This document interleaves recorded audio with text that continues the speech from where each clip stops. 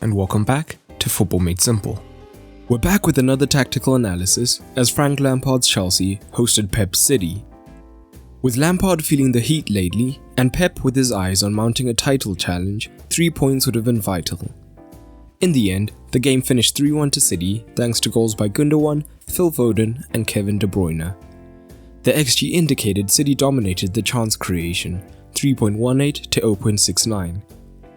The XG time map backed this up, with City ahead from start to finish. But what tactics did both managers use? Let's take a look.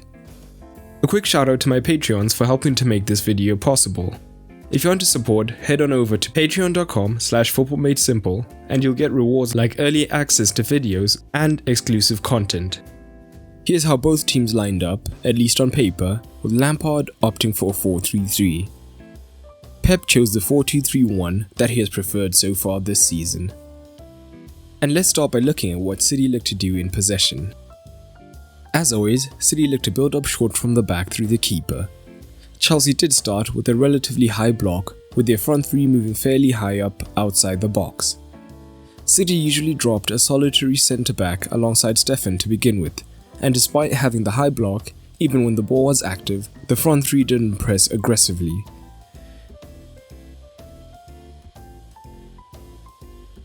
This is because if Werner was sucked in, he would be 2 versus 1 down, and this would open up a potential route into Rodri. So, Chelsea had a fairly low passes per defensive action of around 13. As a result, City were often able to come through the first phase relatively unchallenged, and in open play, we did see Chelsea at times repeat a similar pattern, with Werner staying slightly deeper and looking to tie up Rodri, who is City's metronome. However, he did look to press at times, and Ziyech from the right would look to use a curved run to press the second centre-back. However, he often wasn't quick enough in closing down, meaning Diaz could get his head up and chip the ball out to Zinchenko, and Chelsea would now be outnumbered down City's left, which led to several problems that we'll get into.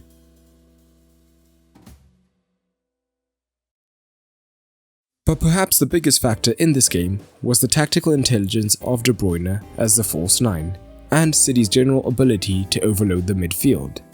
This was done in a few different ways.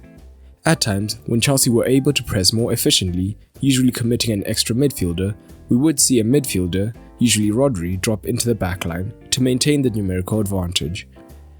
The City shape would then morph, with De Bruyne dropping into the left-hand space so that City still had a potential 3 versus 2 advantage in midfield, making it easier to receive the ball and maintain possession, or look for a more penetrative pass into the forward runners.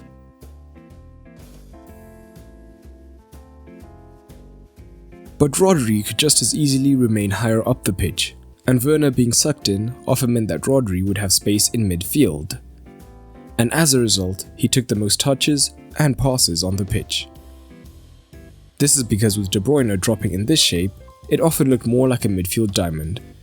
But with the 4 versus 3 advantage in midfield, Gundogan and Bernardo could afford to push higher at times, forcing Chelsea's flat midfield 3 deeper and thus creating space for Rodri.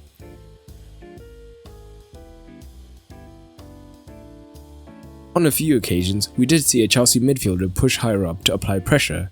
However, De Bruyne would then drop deeper and look to receive.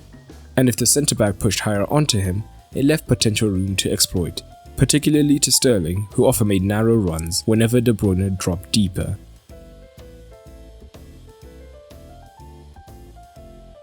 Down the right, when Sterling did make narrow runs ahead of De Bruyne, Cancelo could push higher to provide the width. But when Sterling was wider, Cancelo could move infield as an extra midfielder, often facilitating De Bruyne to stay higher as a more traditional forward, and the two did combine to create a big chance.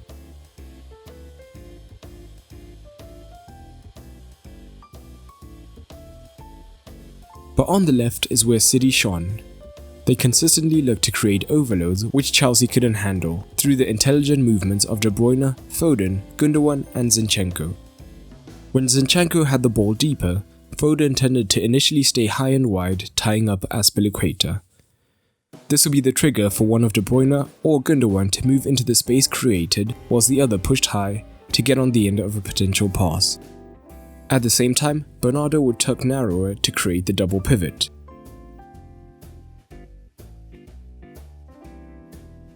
We see several of these mechanisms in City's first 2 goals. For the first, Rodri gets space as his 8s are pushing Chelsea's midfield deep, with Bernardo being the second pivot. De Bruyne moved left for the overload and Gundogan intelligently moved to centre forward. With Zinchenko high, Foden is able to move infield.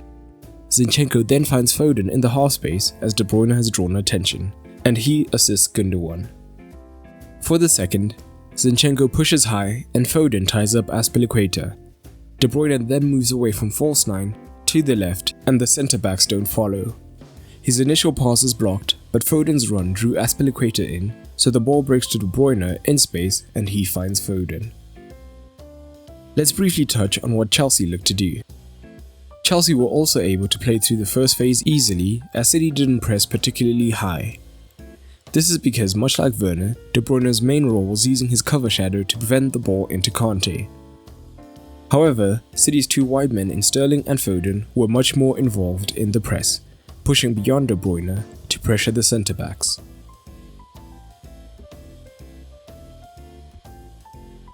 Key to this on the right hand side was Bernardo Silva, who used his work rate to play the role of 2 men.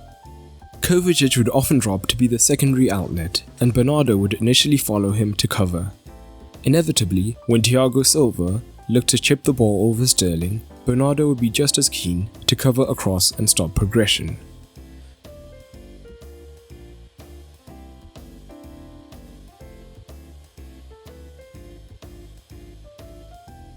The difference is evident down the right, with Azpilicueta getting on the ball more easily as Gundogan is less able to cover across. And high up, Chelsea looked to use the half spaces with Pulisic and Ziyech moving infield, whilst the fullbacks provided width. But Ziyech in particular was closely tracked, meaning that he couldn't create and penetration was a struggle, although Pulisic down the left did manage to get into some good positions.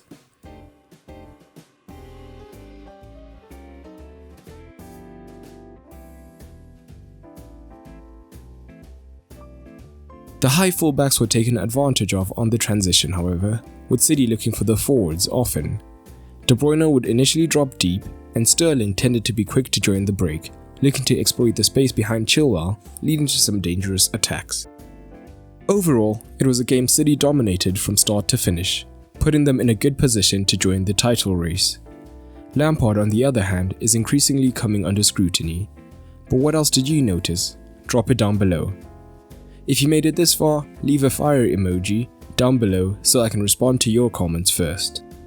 But that's all for today, and remember, keep it simple.